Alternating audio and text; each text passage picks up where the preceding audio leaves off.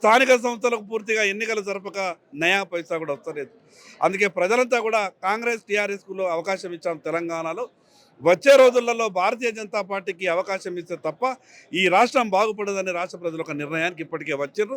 తప్పకుండా రేపు 2028లో ఈ తెలంగాణ రాష్ట్రంలో భారతీయ జనతా పార్టీ అధికారంలోకి వస్తుంది. ఈ ప్రాంతంలో వరద బాధితులు కావచ్చు, ఇందిరమ్మ హౌజెస్ సంబంధించి ఏ రకం ఉంది ఏంటి, మీరు ఎట్లా రియాక్ట్ అయ్యారు? లక్షల ఇండ్లు కట్టిన కేంద్ర ప్రభుత్వం ప్రధానమంత్రి ఆవాస్ యోజన కింద, అదేవిధంగా ప్రధానమంత్రి జన్మన్ యోజన కింద ఈరోజు ఆదివాసీ పీవీటీజీలకు 2,39,000 రూపాయలు కేంద్ర ప్రభుత్వం సహకారం అందిస్తూ ఉన్నది. దాన్నేదో ఈ రాష్ట్ర ప్రభుత్వమే పూర్తిగా నిధులిచ్చినట్టు ఇందిరమ్మ పేరు చెప్పుకొని గొప్పలు చెప్పుకునేటటువంటి ప్రయత్నం చేస్తూ ఉన్నది.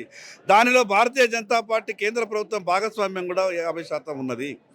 మా ఆలోచన అంతా కూడా ఈ రాష్ట్రంలో ఉన్నటువంటి పేదవాళ్ళందరికీ కూడా ఇల్లు పూర్తి కావాలని, ఈ సమాజంలో చిట్ట చివరి వరుసలో ఉన్నటువంటి ప్రతి పేదవాళ్లకు ప్రభుత్వ లబ్ధి చేకూర్చాలన్నదే నరేంద్ర మోడీ గారి ఆలోచన.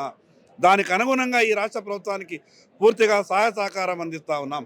కేవలం ఎన్నికల సమయంలో మాత్రమే రాజకీయాలు ఉండాలా, మిగతా సమయంలో కేంద్రం పూర్తిగా రాష్ట్రానికి పూర్తి సహకారాన్ని అందిస్తున్నది. ఈ విషయం రాష్ట్ర ప్రభుత్వం కూడా తెలుసుకోవాలి.